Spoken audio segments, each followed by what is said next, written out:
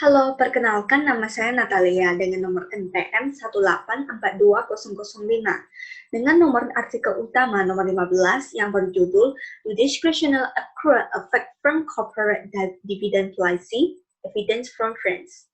Berikut saya akan menjelaskan latar belakang saya. Oke, jadi dividen merupakan laba bersih atau keuntungan perusahaan yang akan dibagikan kepada para pemegang saham.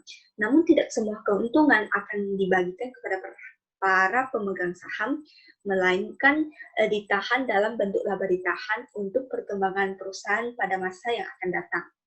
Jadi untuk menentukan apa yang harus dilakukan, maka muncullah sebuah kebijakan yang bernama kebijakan dividen. Kebijakan dividen menentukan laba yang akan dibagikan dari perusahaan kepada para investor dan laba yang ditahan untuk pengembangan perusahaan di masa mendatang. Jadi, jika lebih banyak dividen dibagikan kepada para investor, maka laba ditahan perusahaan akan semakin sedikit. Bagi investor, dividen merupakan tingkat pembelian investasi. Sedangkan bagi pihak manajemen, dividen merupakan arus kas keluar yang mengurangi kas perusahaan. Urgensi penelitian saya yaitu PT Pionerindo International Tbk yang disingkat dengan PTSP pada tahun 2020 memutuskan tidak membayar dividen dikarenakan laba bersih yang didapatkan dari tahun 2019 akan digunakan untuk menyokong keuangan perusahaan tahun 2020 dalam menghadapi pandemi COVID-19. Selanjutnya saya akan menjelaskan topik penelitian saya. Jadi variabel dependen yang dipilih pada penelitian ini adalah kebijakan dividen.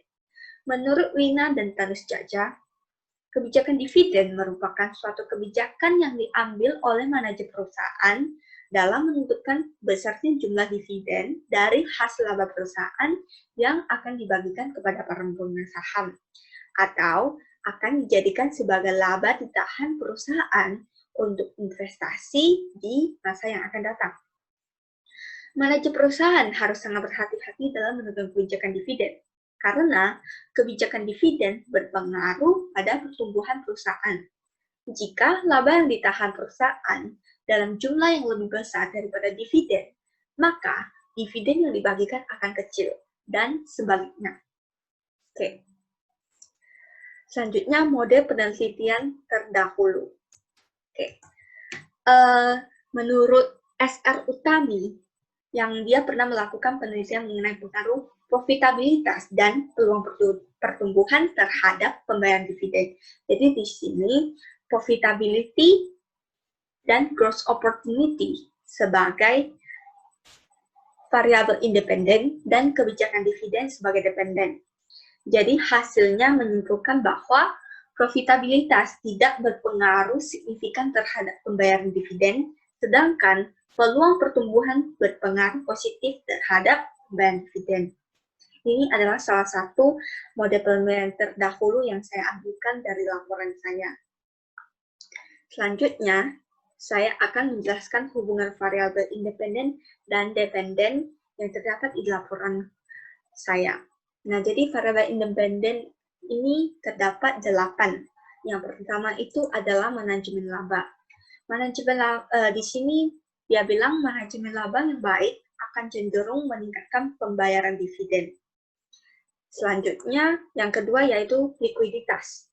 Jadi, semakin besar likuiditas akan mempengaruhi pembayaran dividen. Jadi, pembayaran dividen akan semakin besar juga. Oke.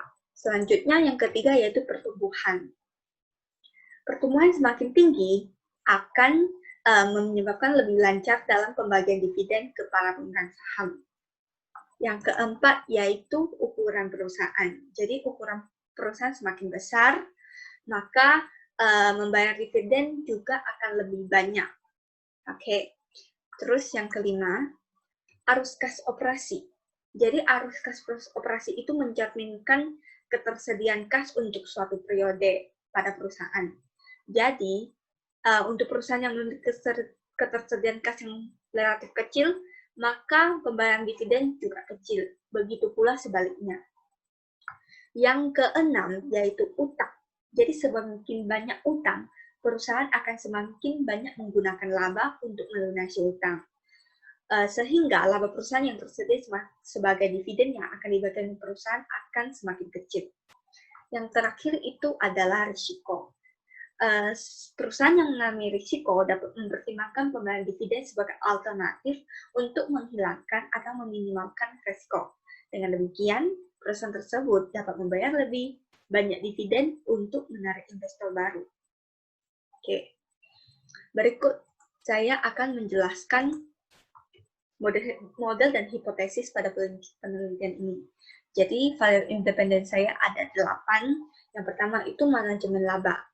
Nah, sesuai dengan penelitian yang pernah saya lakukan, manajemen laba itu berpengaruh signifikan positif terhadap kebijakan dividen. Yang pertama itu signifikan positif.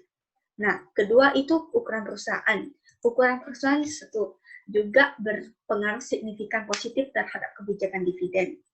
Yang ketiga, utang. Nah, di sini utang berpengaruh signifikan negatif terhadap kebijakan dividen. Yang keempat, risiko. Risiko juga berpengaruh signifikan positif terhadap kebijakan dividen.